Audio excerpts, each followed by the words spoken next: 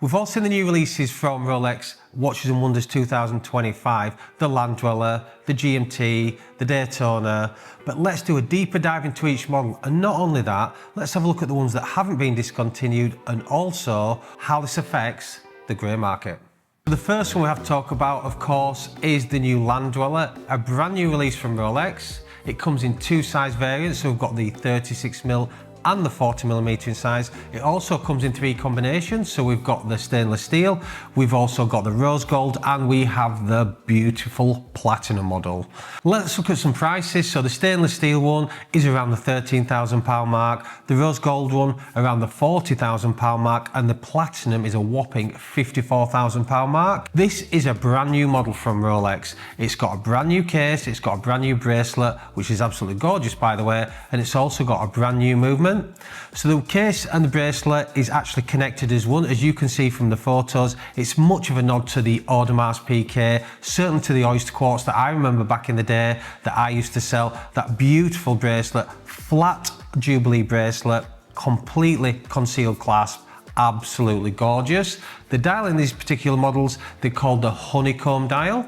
So they actually have baton and numeral markers. I'm not too convinced, honestly, how I feel about the dial. I prefer obviously like the batons or the Roman numerals, or certainly like the Arabic numerals. This is a mix of both. I am looking forward to seeing it in person, so I'll definitely give you my opinion on that when I do go to Geneva at the weekend. But let's have a look at the case back. It's got the beautiful open display case back, and not only that, it's got the new patented movement from Rolex. From what I know, it's got 16 patents on that particular movement, and it's also got a 66-hour power reserve. What a beautiful watch that is. I'm sure it will certainly split you guys out there looking at this watch, because for me personally, it's a mix between the date just and also the day date. It is quite a dressy watch, but I'm so pleased that Rolex have done it. And let's have a look at the rivals for that watch. You're going to look at Audemars, you're going to look at Patek Philippe, like the 5711 or the 5811. And for me, I think the buyers for this watch are not going to jump ship and buy the Vacheron or certainly the Patek or certainly the Audemars. If you're into Rolex, you're into Rolex, and it's a Rolex version of that. I know we've had all the people out there coming and saying, oh, it's like a Tissot, it's like a Tissot. You know, I think it's far better than that, to be honest with you. I do get the point, but it's far better. I cannot wait to see them in person. I think the stainless steel will be the one that's mainly ordered from you guys, from your Rolex authorized dealer, but also I think the platinum as well. And I actually didn't really like the rose gold when I first saw it, obviously on the announcement. From the videos and the images I've seen from Watches and Wonders, I think that looks really special, so I cannot wait to see them this weekend. The next one I'd like to discuss is obviously the next new release from Rolex, is the new GMT Master left-hand drive. This one's actually in white gold, and it also has a green dial. In actual fact, it's a first for Rolex, not the colour green, of course. It's a unique thing from Rolex. It is new. I'm not sure how I'm going to feel when I see this at the weekend. I've got a funny feeling it's going to look quite flat. Ceramic, obviously, it can't be graded, or it can't be certain tones or different colours in different lights. So I'm interested to see that. Again, the images I've seen so far, it's quite a bright green. I'm not too sure on that model. The retail price from Rolex is over £40,000. Let me just have a look for you. Yeah, it's £40,900.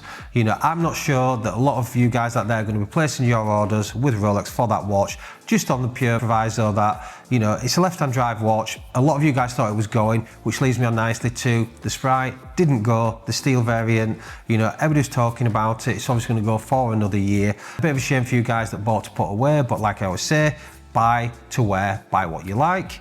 So that's one that's not gone. Another in the GMT range, probably the most talked about and hyped watch over the last couple of years was, of course, the Pepsi.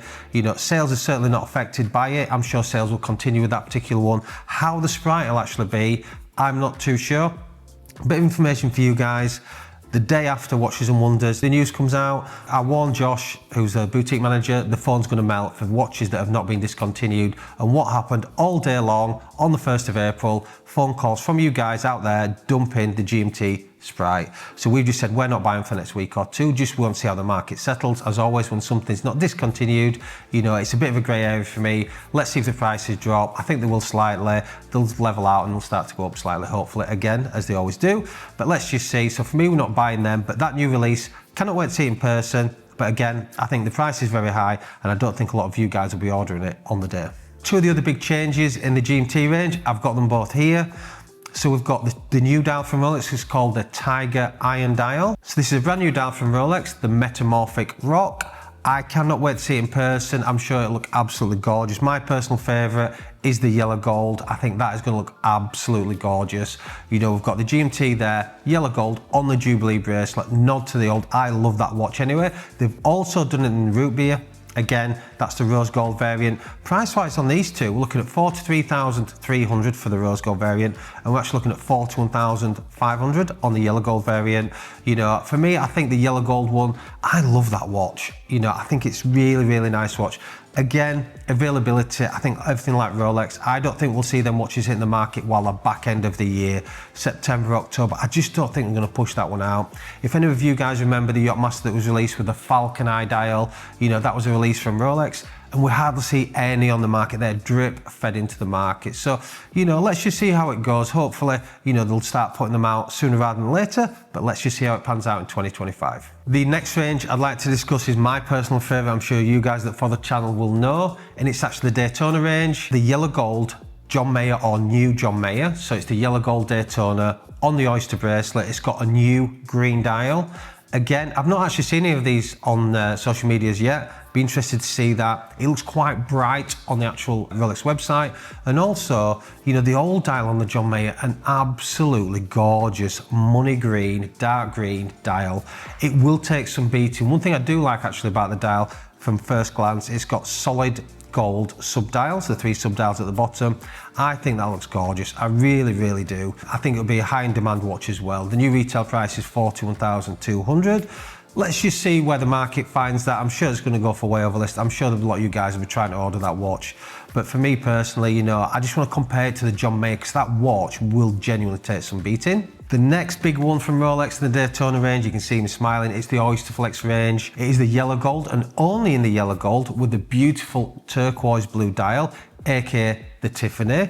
I'm sure it will be nicknamed the Tiffany Daytona. Let's see the colour of blue on that watch, on that dial. I want to see if it's very reminiscent of the turquoise blue of the OP Tiffany that we all know and love on the 41mm. You know, for me, I think that's a marriage made in heaven. I love that watch. That's on my personal list. I can tell you guys that straight away.